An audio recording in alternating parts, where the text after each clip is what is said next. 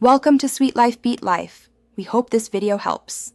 In this video, I will explain how to cook Humbang pata and baboy. First, thoroughly clean your pork hock, ensuring it's ready for cooking. Next, sear the hock in a hot pan until it achieves a beautiful golden brown color on all sides. This step adds depth of flavor.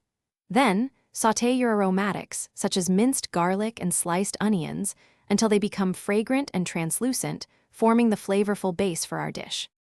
Now, let's braise our pork to perfection.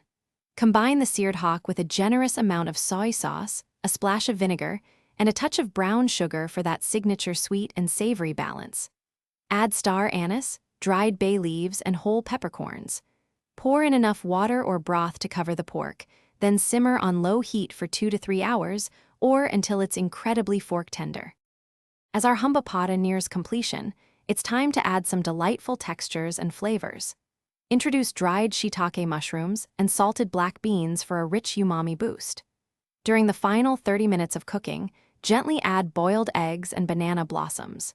If you prefer a thicker sauce, create a simple cornstarch slurry and stir it in until your desired consistency is achieved, making every bite truly satisfying.